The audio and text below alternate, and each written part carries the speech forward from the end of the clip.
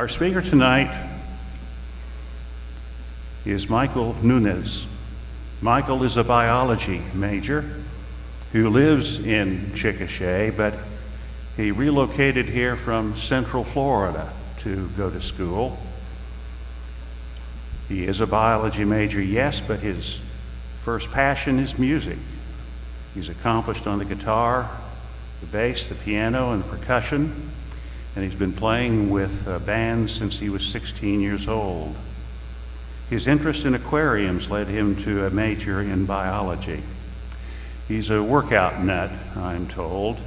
He does a lot of distance running and spends a lot of time in the gym, and he's working to develop his aspiration to be a personal certified trainer. He's also looking to do postgraduate work to obtain an advanced degree in nutrition science, perhaps to go into the business of opening a fitness and nutritional counseling facility. But he's also thinking eventually about perhaps teaching at the college level. In the meantime, we made the decision to hire him into our admissions office, which is the recruiting office, for him to go out and to attract more like him to come to campus. And so with that, I would invite Michael to come up here and give you his address.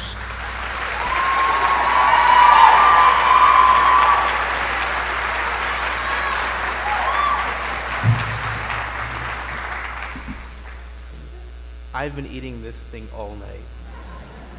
So, families, faculty, my class, this is the first year I've been here that we've had a commencement speech by a student, so it's an honor for me, which means I can say a lot of things. I can bring up quotes from famous people like J.K. Rowling, Bill Gates, Bob Ross, but I didn't want to do that because I was looking through Google for talking points, even Bing, I got desperate.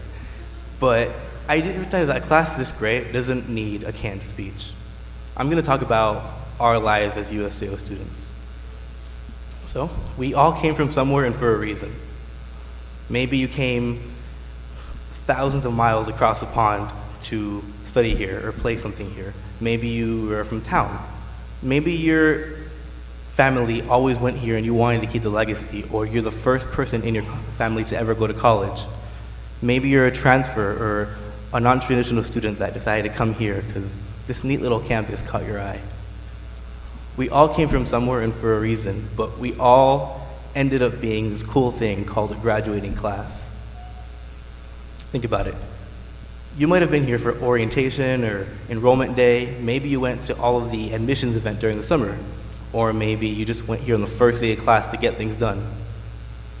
Those first couple interdisciplinary courses, you thought, why in the world is a science teacher and a music teacher teaching a history class? Maybe you walked past the weekly bake sales that every club just seemed to have, and you debated if you wanted to go on a diet or not, or just splurge. All of us have had to survive classes that we liked, maybe didn't like. For instance, a class that we might have had to do group projects in that was so fun, but so hard. We got better at group projects, writing everything, but we all lived through that. We all have this experience that we have different memories for them, but the same experience. So, that being said, I'm gonna turn more on the serious note. What scares you? We're about to graduate. We're about to be in a new place where we don't get tassels that enter our mouths every 5 minutes. What scares you? Could it be the fact that you are looking for a job right now? Could it be the fact that you're on the quest for love? Maybe just something simple. You're looking for somewhere to lay your head a week from now. Mine is I won't be able to affect lives around me well enough as I want to. These are justified. We're in a place in life, we're in a generation that's in the midst of economic drought, and it's bad. But that's where strengths come in. Bentley University had a study that proved that people in our generation, they would rather have an impact in the world than be professionally seen as professional and high class. Another university found that 81% of people in our generation regularly donate goods, money, or services to others. The 2016 study, last year, said that our generation is the most giving generation to date and the most hardworking generation to date. And that's awesome. I'm proud of that. So what does that mean? Well, that means that by the numbers, we have what it takes to make a difference. But parents, family, we've done a lot more than that here. For instance, this year we started a club, several people here started a club that focuses on working incredibly hard to raise money for the Children's Miracle Network.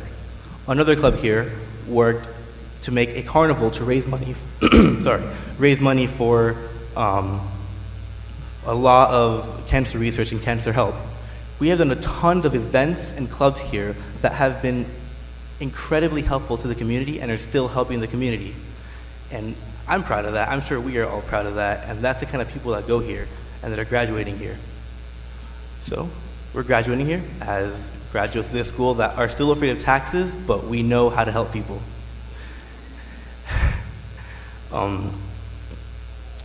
But that's not just from our own effort. What now? Now that we're adults, we have to thank what got us here. Staff and administration. The constant help of our needs to create an environment that promoted success was amazing. Faculty, your guidance and patience with our constant needing extra credit helped us get on these seats. And families, you got us to this place, whether it was financial help or just the belief that we can do it. Thank you. And students. Oh, students. The coffee, the all-nighters, some more than others, we made it. Like, we are this close to being diploma holders, so congrats on that. But what comes now? What comes now that we're done? I don't know. Maybe someone here knows, but you'd be lying. So, I do know one thing though.